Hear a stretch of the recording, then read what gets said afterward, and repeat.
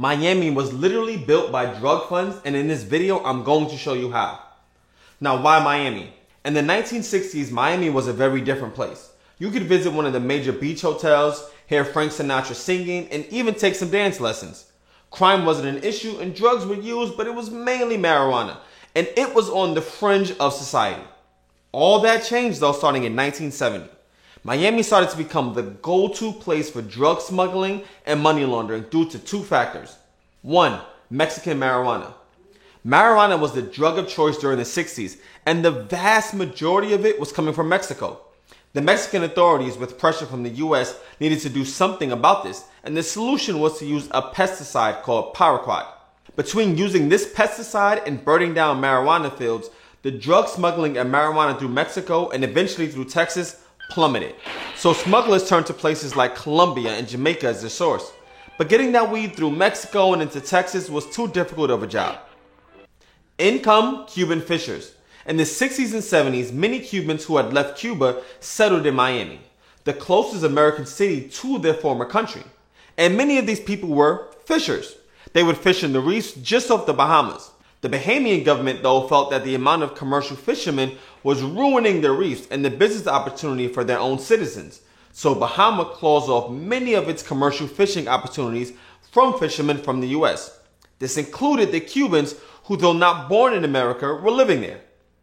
When you cut off an industry's main source of revenue, they would go looking for an alternative. And the Colombians were there to save the day. The fishermen spoke the same language, had restaurants, and to top it all off, they had boats. So instead of taking their boats to the Bahamas to look for fish, they went down the Florida Straits, picked up weed that had been flown in, and raced it up to Miami.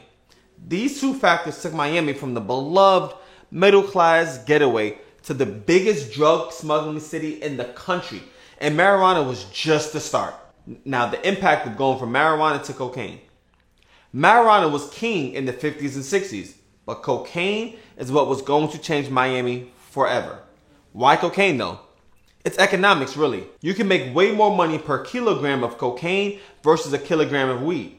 So you can ship 10 kilograms of cocaine versus 10 kilograms of weed and make easily 50 times more money. Plus, cocaine had the allure that weed didn't. Weed was for stoners, but cocaine was being used in Hollywood by celebrities.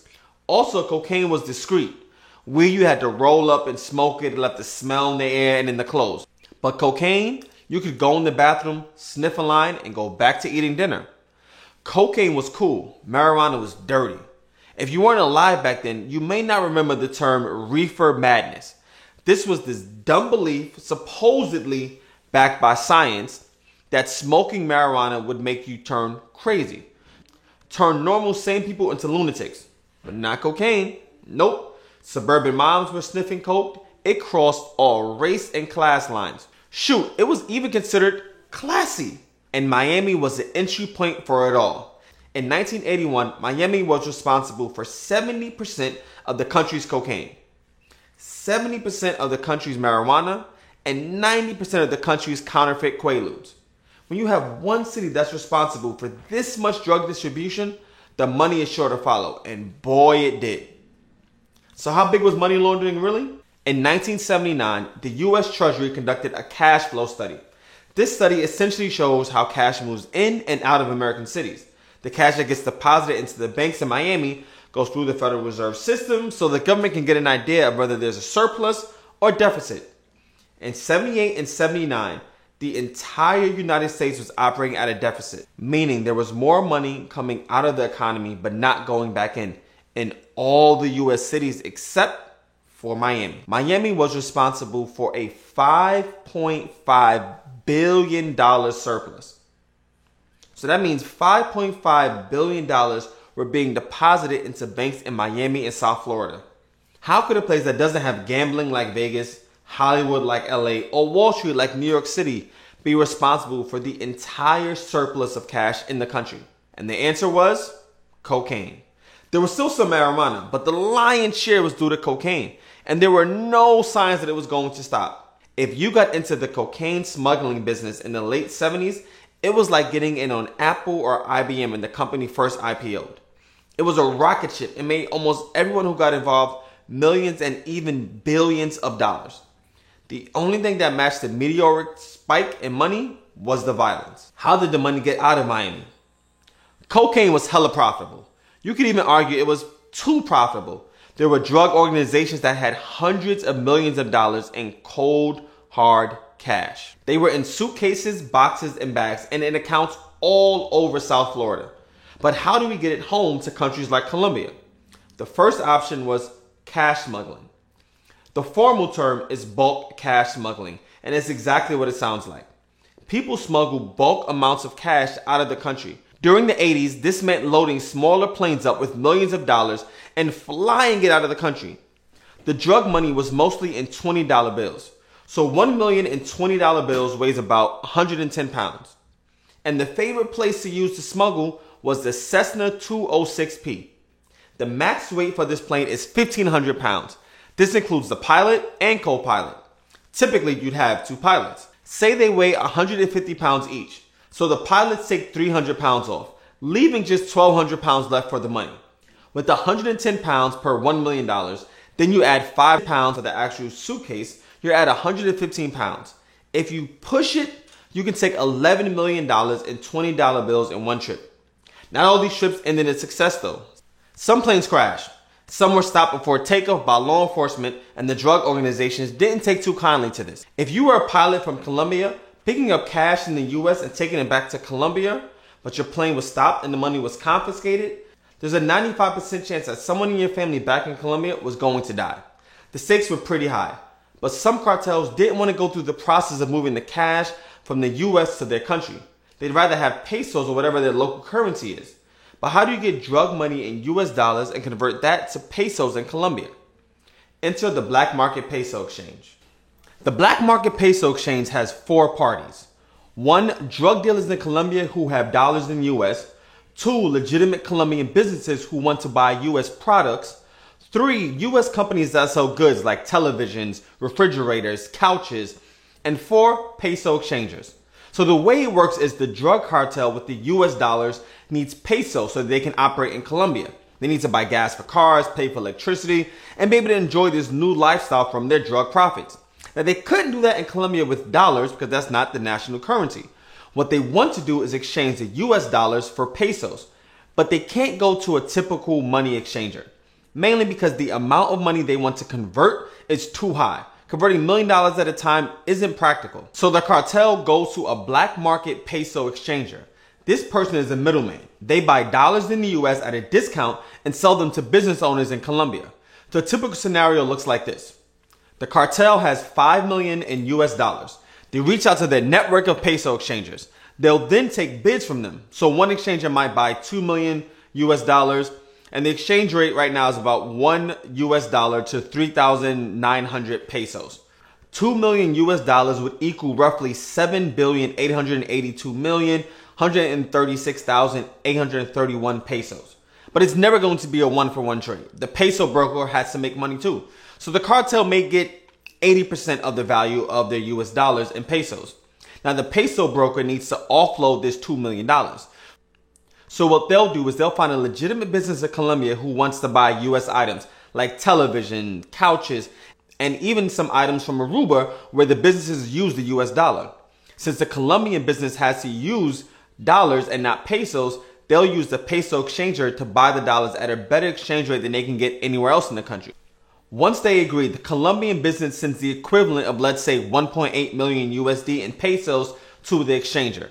Now the exchanger has 1.8 million in pesos that he can send to the cartel, and the money doesn't ever cross the border. The peso exchanger then deposits US dollars into a bank account and buys the items on behalf of the Colombian business. The US company sees an order come through for a legitimate business, processes the order, and ships the items. The drug dealer now has their pesos, the Colombian business has their goods, the US company sold items and made a profit, and the middleman, the peso exchanger, was able to make, say, a $200,000 profit. Now granted, the numbers will vary, but this is essentially how it works. The US government, though, caught wind of this, and they started to hold the US businesses liable, going as far as taking the money directly out of their bank account. These companies were pissed and claimed that there was no way they could know that the source of money was drug profits. I'm here to tell you that's a lie, and here's why. When the black market peso exchanger uses the drug money to buy these items, they'll deposit them into an account for a company with a generic name. This company would then make a large order and likely wire the funds to the U.S. business, but they would direct the U.S. business to send the goods to a third party, the Colombian business. Now, what logical reason would there be for a company to send large amounts of money for goods and then have the goods sent to a company that they have no relation to? That makes no sense. And the U.S. companies didn't care. They got their money and sold their goods. That was all that mattered to them. For those who didn't want to do bulk cash smuggling and fly cash via airplane and weren't interested in relying solely on the black market peso exchange, wire transfers were the way to go. Wire transfers are one of the best ways to move large amounts of money in a short amount of time. I'm talking 10 million in one transaction in one day without doing much more than a few taps on the computer. But the hardest part of money laundering is getting the illegal cash in the bank. Well, at least that's the hardest problem now. Back in the 70s, it was easy as pie. People would come into the bank with bags of money. Now, I'm not exaggerating either. Imagine waiting in line at the bank to deposit your paycheck, and in someone walks with your entire yearly salary in a bag or a box waiting to deposit the money. As part of one investigation, cops set up a surveillance at a bank parking lot. They saw a van drive up, take boxes of money out, put them on dollies, and roll them into the bank to be deposited in a few accounts. And banks weren't doing a damn thing about it. If you've ever deposited more than $10,000 in cash at a bank, then you know that you have to file what's called a CTR, or Currency Transaction Report. This report goes to the IRS so they can keep track of large cash movements. But even though the law that required these reports, the Bank Secrecy Act, was passed in 1970, it didn't go into effect until 1974. And even when it did, you know what most banks did not want to do? So if one bank started to file these reports, then the criminals would take their business elsewhere. And at that time, all business was good business. To show you just how much banks didn't care, in 1979, with cocaine in full swing, the crack epidemic and everything, there were only 129,000 CTRs filed in the country. Compare that to 16 million filed in 2019. The banks were dragging their feet. But interestingly enough, what pushed them to actually report to the feds was simple. Bank tellers got tired of dealing with cash that was at times covered in cocaine. You would think that they would use the money counting machines, but nope. A lot of times it was counted by hand. Depending on the amount, the bank might have 5 or more tellers working overtime counting the money by hand. Imagine how annoyed you would be to work in a job where you're counting more cash in one day than you will probably make in a lifetime. Then to add insult to injury, the money is dirty, it looks and smells like it was buried, and even has cocaine on it. You'd probably want the money gone too. See, but after the money was deposited, it gets wired to bank accounts in Switzerland, Panama, and all across the world.